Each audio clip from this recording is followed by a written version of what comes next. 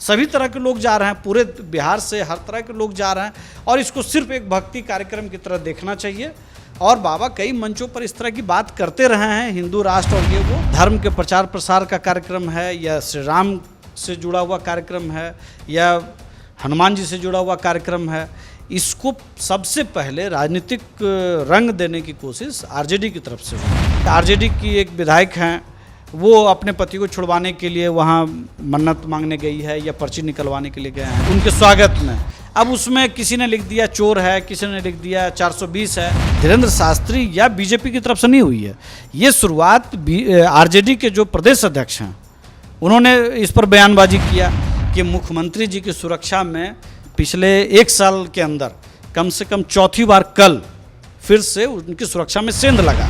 RJD के जो दूसरे युवराज हैं तेज प्रताप जी, जिस तरह से उन्होंने भड़काऊ बातें कही लॉ एंड ऑर्डर को लेकर के कि हम एक सेना बनाएंगे डीएसएस को लेकर के, और जब 24 का चुनाव आएगा एनडीए एक बेहतर स्वरूप में आपके सामने दिखेगा, एक बेहतर वादे के साथ दिखेगा, उस पर काम करता हुआ दिखने वाली एक गठबंधन आपको दिखाई पड़ेगी और 40 की 40 सीट हम लोग बेहतरीन तरीके से ले जाएं। बागेश्वर धाम वाले पंडित धीरेन्द्र शास्त्री का बिहार में आज 5वां और अंतिम दिन है।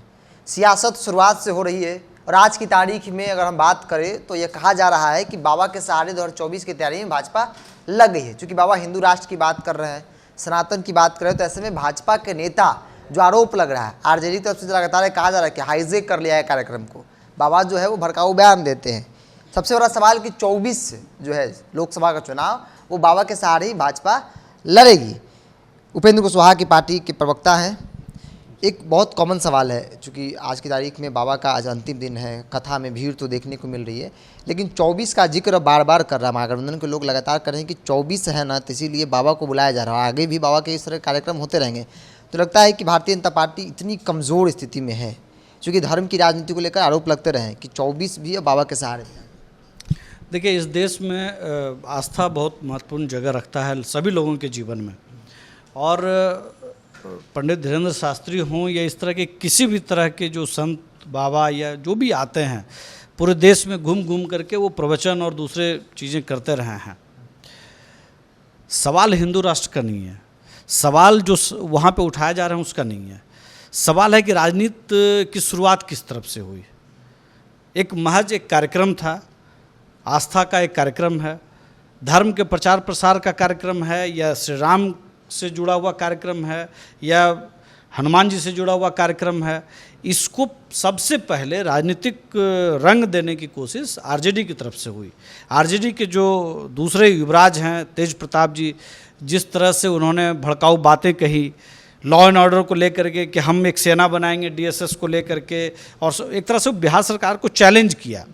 मुझे लगता है कि राजनीति इस तरह की चीज़ों में होनी नहीं चाहिए थी, और ये एक सामान्य एक भक्ति का कार्यक्रम होता तो उसी रूप में ये चीज़ें जो है आगे बढ़ती तो ज़्यादा बेहतर होता।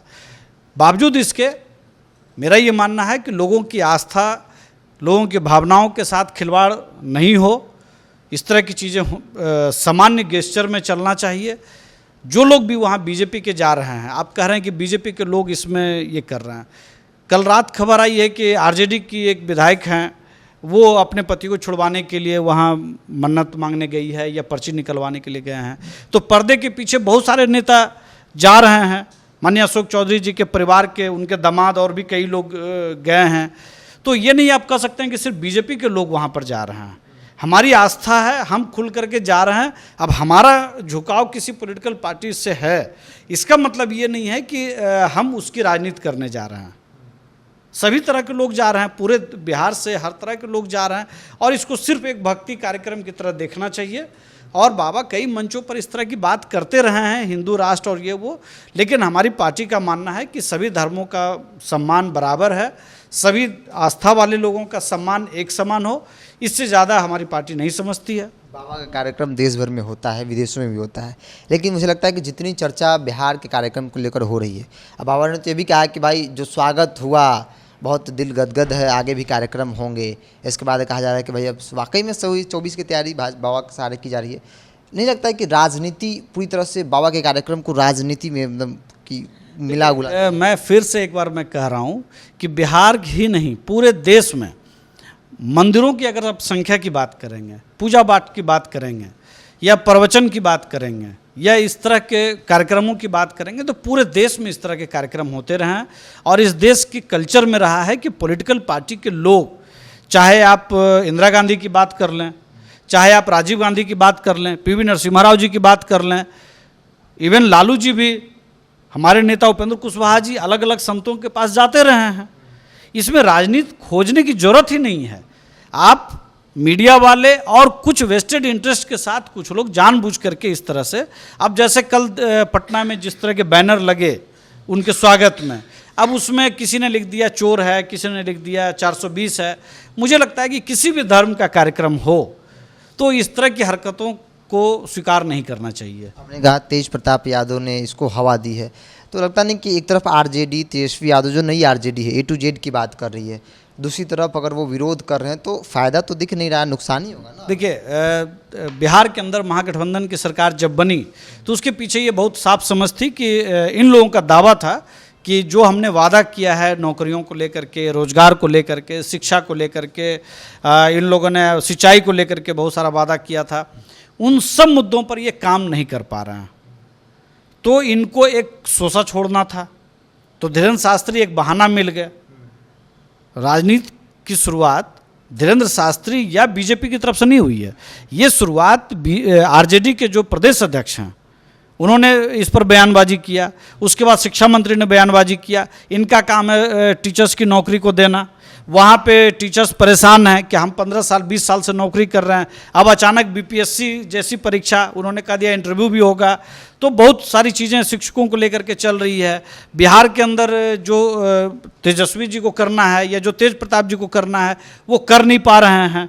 तो कुछ ऐसी चीज़ें करनी है। आप बीजेपी की क्यों बात कर रहे हैं? आरजेडी कुछ ऐसा करना चाहती है जिससे मामला बीजेपी बनाम आरजेडी बना रहे, बीच में जदयू खत्म, बाकी जो पार्टियां बीच में जदयू खत्म हो जाए। सीधा उनकी राजनीति यही है। इसीलिए आप डे फर्स्ट से देखेंगे कि आरजेडी का ये प्रयास है कि नीतीश कुमार जी को जितनी जल्दी हो सके सत्ता से बेदखल करो, उस सीट पर अपना कब्जा करो। और पूरे बिहार में जिस तरह से ये लोग घूम घूम करके एक बनाने की कोशिश कर रहे हैं कि नीतीश कुमार जी की सरकार बन जाएगी, नीतीश कुमार जी प्रधानमंत्री बन जाएंगे, ये सिर्फ एक प्रयास है कि आरजेडी जल्द से जल्द अपने युवराज को मुख्यमंत्री बनाना चाहती है। राजनीति में देखा जाए तो मटन भात की चर्चा जोरों पे है। राष्ट्रीय अध्यक्ष जदयू जो आपके पूर्व की पार्टी है, चर्चा हो रही है कि भाई मटन भात, कोई कह रहा है कि उस इलाके से कुत्ता गायब हो गया। विजय सिन्हा का बयान है, तो नहीं लगता है कि भाई बयानबाजी नेता करते हैं लेकिन स्तर थोड़ा डाउन हो रहा है? बीजेपी के नेता प्रतिपक्ष ने क्या कहा है मुझे नहीं जानकारी है, मैंने उसको देखा नहीं है। लेकिन जिस मटन भात की चर्चा आपने की उसमें लाठीचार्ज भी हुआ, ये भी हमने देखा। लेकिन सबसे महत्वपूर्ण सवाल राजनीति में ये है कि अभी जो जानकारी आ रही है कि हर प्रखंड में वो मटन भात का कार्यक्रम कर रहे हैं। जब 2019 में उनको मुंगेर लोकसभा की जनता ने चुनाव जिताया होगा, तब जनता के मन में ये रही होगी या उनके कार्यकर्ताओं के मन में भी ये बात रही होगी कि ये पार्टी हमको सम्मान देगी और हमारे जो भी विकास के कार्य हैं उसको ये करेंगे। क्योंकि ये मुख्यमंत्री जी के बेहद करीब हैं, सत्ताधारी दल में थे, तो लोगों की एक भावना बन जाती है कि यहाँ ज़्यादा से ज़्यादा काम होगा। लेकिन मुझे लगता है कि राष्ट्रीय अध्यक्ष जी दो बात करना चाहते हैं। पहली बात तो कि वो कार्यकर्ताओं को चाहते हैं कि मटन भात खिला करके बस पीठ पर हाथ फेरते रहो, और वो दूसरा कि नीतीश कुमार जी प्रधानमंत्री के रेस में रहें नहीं रहें ये उनका वो है, हम अपने क्षेत्र को ठीक कर लें, हम सांसद बन जाएं। वो राष्ट्रीय अध्यक्ष हैं एक पार्टी के, वो पूर्णिया में तो मटन भात नहीं कर रहे हैं, वो जमुई में तो नहीं कर रहे हैं, वो पटना में भी नहीं कर रहे हैं, वो गोपालगंज में नहीं कर रहे हैं। तो क्या राष्ट्रीय अध्यक्ष की राजनीति सिर्फ एक मुंगेर लोकसभा क्षेत्र के लिए है? क्षेत्र भी तो है, क्षेत्र है, लेकिन राष्ट्रीय अध्यक्ष के रूप में आप उनकी कोई यात्रा मुझे बता दीजिए, कोई समीक्षा यात्रा मुझे बता दीजिए। एक समीक्षा ले दे करके उन्होंने दरभंगा में करने की कोशिश की तो वहाँ मंच पर मार हो गया, उनको मंच से नीचे उतरना पड़ा। संगठन को लेकर तो बैठक होती रहती है। आप लोकसभा में आप किसी भी पॉलिटिकल पार्टी को अगर 20 सीट लड़ना है और एक आप उस पार्टी के राष्ट्रीय अध्यक्ष हैं तो आपका कार्यक्रम तूफानी होगा।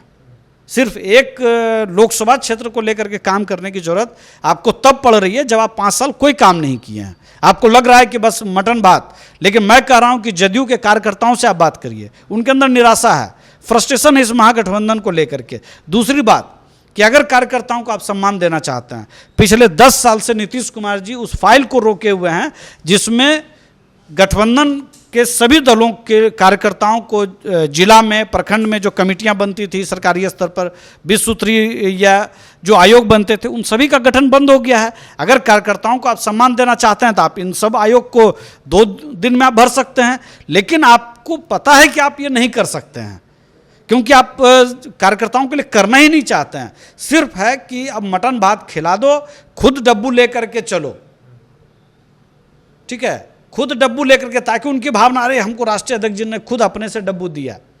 लेकिन जो जनता दरबार में जो लोग आते हैं, मुख्यमंत्री जी समीक्षा करें कि उन कार्यकर्ताओं का या जो जनता उनकी में आते हैं, क्या उनका काम हो रहा है। एक एक आप देखेंगे कि एक एक जो लोग हैं परेशानी में 2 बार 3 बार आ रहे हैं। मुख्यमंत्री जी का इकबाल खत्म हो चुका है, तो राष्ट्रीय अध्यक्ष जी को लगता है कि जदयू जाए भाड़ में, हमारी सीट बची रहे, हमारी राजनीति बची रहे, इससे ज़्यादा उनकी कोई। किसी नेता का शौक है कि भाई अपने क्षेत्र की जनता को मटन खिलाए, तो फिर शौक अपना पूरा करें ना, उसमें दिक्कत क्या है? राजनीति, मुझे नहीं लगता है कि राजनीति का बहुत बड़ा टॉपिक। मटन भात खिलाने से कोई दिक्कत नहीं है, लेकिन आप उसी के साथ साथ मुंगेर में जो कार्यकर्ता हैं उनको आप किसी आयोग में, किसी 20 सूत्री में, प्रखंड के 20 सूत्री में, जिला के 20 सूत्री में, राज्य के आयोग में आप जगह दे दीजिए, तो मटन के साथ और पॉजिटिव हो जाएगा। क्या दिक्कत है इसमें? आप मटन भात भी खिलाइए, लेकिन आप सारे आयोग को, सारे 20 सूत्री वाले जो पोस्ट हैं। और मैं एक बात बता देता हूं कि कार्यकर्ताओं को भरमाने के लिए, मैं भी जदयू में रहा हूं, 2 साल हम लोग जदयू में रहे, कम से कम 2 साल में 10 बार लिस्ट बना होगा, सूची बनी होगी कि आज जिलाध्यक्ष जी सूची बना रहे हैं कि प्रखंड में ये आयोग बनेगा या 20 सूत्री का ये है, उसके लिए मतलब हर कुछ दिन पे ये इंजेक्शन देते रहते हैं कि बस हो रहा है, लेकिन 10 साल से कुछ हो नहीं रहा है। सुरक्षा को लेकर आमतौर पे कभी किसी नेता को केंद्र की सुरक्षा मिलती है तो कहा जाता है कि लॉलीपॉप मिला है, इससे पहले एक सुरक्षा मिली, फिर एक सुरक्षा मिलने जा रही है, जैसा कि चर्चा है। तो इस बार उपेंद्र कुशवाहा को कौन सा लॉलीपॉप मिल रहा है? आप लॉलीपॉप की बात कर रहे हैं, लेकिन मैं बहुत गंभीर हूं इस विषय पे कि मुख्यमंत्री जी की सुरक्षा में पिछले 1 साल के अंदर कम से कम 4थी बार कल फिर से उनकी सुरक्षा में सेंध लगा। आप छोड़ दीजिए उपेंद्र कुशवाहा, आप छोड़ दीजिए दूसरे नेताओं को जिनको कोई बाई जेड श्रेणी की सुरक्षा मिल रही हो, मुख्यमंत्री जी गृह मंत्री भी हैं इस बिहार के, उनकी सुरक्षा चुस्त दुरुस्त होनी चाहिए, लेकिन उनकी सुरक्षा में 4 बार सेंध लग गया है। इससे आप अंदाज़ा लगा सकते हैं कि बिहार में लॉ एंड ऑर्डर की क्या स्थिति है। इससे निश्चित तौर पर सभी पॉलिटिकल पार्टियों के नेताओं में घबराहट भी है, लेकिन हमारे नेता ने किसी तरह की सुरक्षा की मांग नहीं की है। ये केंद्र सरकार की तरफ से जो भी सुरक्षा की बात की जा रही है, ये एक रूटीन जांच है जिसमें ये बात उनको इंटेलिजेंस ने कहा होगा कि भाई इस तरह की सुरक्षा की दिक्कत है या खतरा है या आने वाले दिनों में खतरा बढ़ सकता है, इसलिए उन लोगों ने कोई बात की होगी। हमें इसकी जानकारी नहीं है कि हमें जेड की सुरक्षा मिल गई है, जब आ जाएगा तो हम आपको भी बता देंगे। चाहे कि आईबी की रिपोर्ट के हवाला मतलब कि दिया जा रहा है, खैर जब आएगी तो हम हाँ ठीक। हम 24 पे आते हैं। 24 को लेकर एक तरफ 7 पार्टियां, महागठबंधन एक मजबूत दिख रहा है, वोट बैंक गठबंधन सब कुछ दिख रहा है। दूसरी तरफ एनडीए की बात कर ली जाए तो फिलहाल जो आधिकारिक तौर पे 2 ही पार्टियां हैं, उसमें चर्चा होती है कि उपेंद्र कुशवाहा आएंगे, चिराग पासवान आएंगे, मुकेश सहनी आएंगे, इस चर्चा हमेशा होती रहती है। तो आखिर कब, चूँकि आप लोग काफ़ी सॉफ्ट है भारतीय जनता पार्टी के प्रति, तो ये तस्वीर कब दिखेगी कि भाई आप लोग भी एक मजबूत गठबंधन? 2024 लोकसभा का चुनाव अप्रैल में होने जा रहा है। तैयारी परसों महागठबंधन के ही एक दल ने बहुत निराशा में कहा, उनके नेता ने कहा, जो पूर्व मुख्यमंत्री हैं, उन्होंने कहा कि हमारे साथ छल हो रहा है।